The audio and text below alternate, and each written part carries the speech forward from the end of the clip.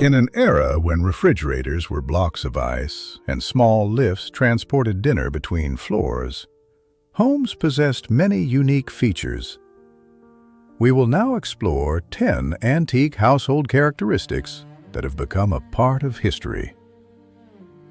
Before the advent of electric refrigerators, iceboxes were widely used to keep food cold. These non-mechanical devices, also known as cold cabinets, gained popularity in the early 20th century. An icebox functioned by placing a large block of ice in the upper compartment.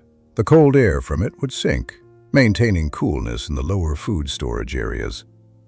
Iceboxes were constructed with hollow walls, lined with tin or zinc, and filled with insulating materials such as cork, sawdust, or straw. Owners had to regularly replace the melted ice, typically purchased from specialized ice delivery men.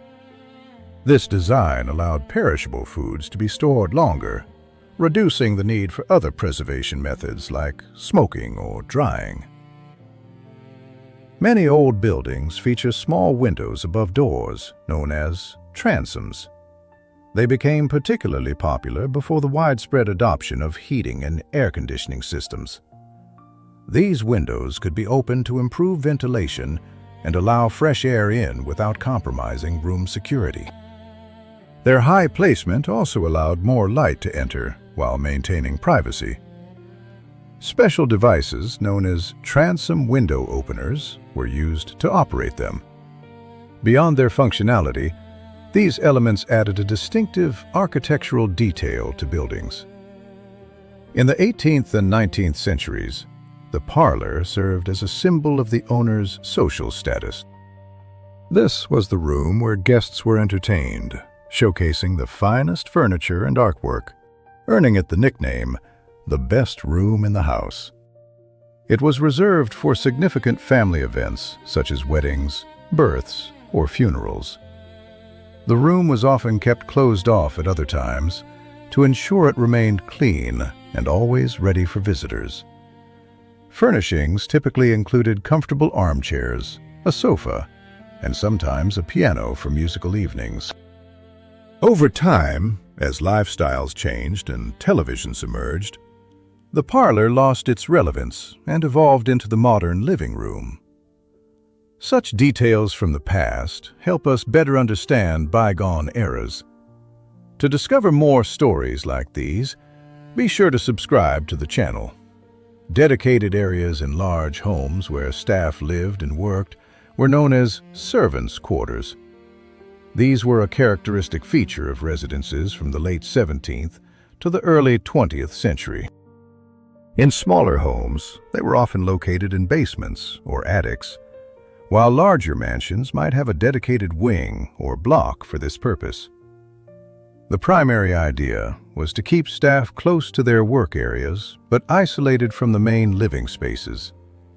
Such rooms are important historical records as they reveal much about past lifestyles, illustrating the differences between the wealthy and their servants and the evolution of these relationships.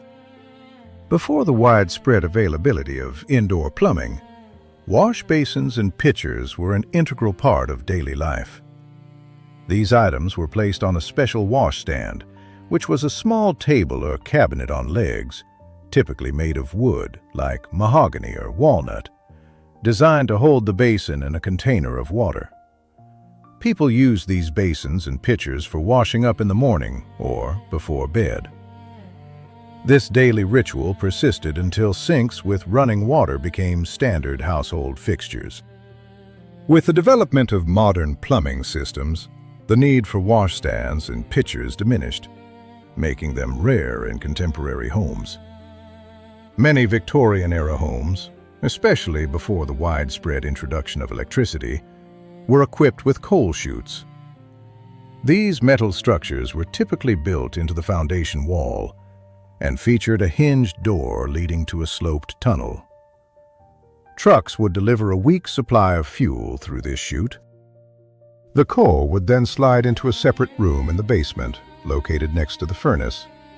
And even today, the walls of these rooms often retain a black color from soot, If a house lacked a coal chute, workers called coal heavers would deliver the coal using wheelbarrows or sacks.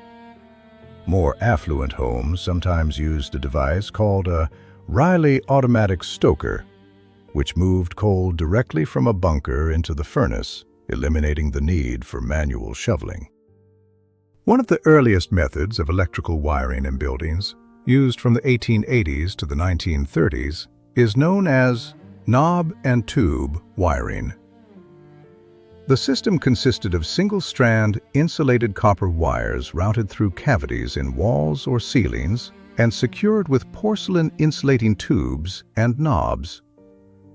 This type of wiring became widespread due to its lower cost compared to other methods of the time. However, it also had significant drawbacks, including the lack of a grounding wire and vulnerability to mechanical damage. As homes' electricity demands grew, knob and tube wiring became obsolete and is largely a relic of the past, replaced by more modern and safer electrical systems. Special milk doors were an ingenious solution in old buildings, designed for daily milk delivery.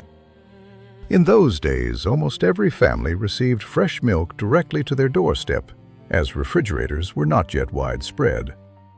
Structurally, they were small, insulated compartments with two doors, built directly into the walls of houses or apartments. The delivery person would place bottles in the niche from the outside, and residents would retrieve them from inside without having to go out. This method was extremely convenient. It kept the product safe from animals and intruders and simplified the process for the homeowner. This detail was an integral part of daily life, significantly simplifying family routines before the era of supermarkets and the widespread adoption of refrigerators. The butler's pantry played a significant role in household organization of the past, especially in large homes of the 19th and early 20th centuries. It was a separate room or area, typically located between the kitchen and the dining room, primarily used for storing dishes and preparing meals for serving. This is where valuable items such as silverware, china sets, and large serving dishes were kept. Additionally, this space was used for tasks like polishing silver and keeping inventory. In some mansions, the butler might even sleep in this room to guard valuable items. Today, butler's pantries remain popular in some homes, where they are often used for organizing food service and storing dining accessories. Small freight lifts, known as dumbwaiters, were compact elevators used to move various items, particularly food, between floors of buildings. Such devices were very popular in multi-story homes and are still used in some modern buildings, such as restaurants or schools. George W. Cannon is credited with inventing the mechanical dumbwaiter in the late 19th century. Before the widespread adoption of electric motors in the 1920s, they were operated manually using a system of ropes and pulleys. These mechanisms were designed to be smaller and have lower lifting capacities compared to passenger elevators, typically limited to a few hundred pounds. Dumbwaiters transported laundry, groceries, and other goods, significantly simplifying the movement of items in large homes and structures. Learning about such engineering solutions from the past is always fascinating. And if you enjoy delving into the history of daily life, subscribe to the channel to not miss new stories. In old homes, there was an elegant yet practical method for hanging pictures, known as picture rails. These appeared as decorative strips or moldings fastened along the walls just below the ceiling. Frames with artwork were hung from these rails using special hooks and wire. The main convenience of this approach was the elimination of the need to drill holes in plastered walls, which were very easily damaged. Thus, picture rails served not only a utilitarian function, but also acted as an additional decorative element in the interior. They were most common in buildings constructed in the 19th and early 20th centuries, serving as an excellent example of how people of that era managed to combine practicality and aesthetics in their homes.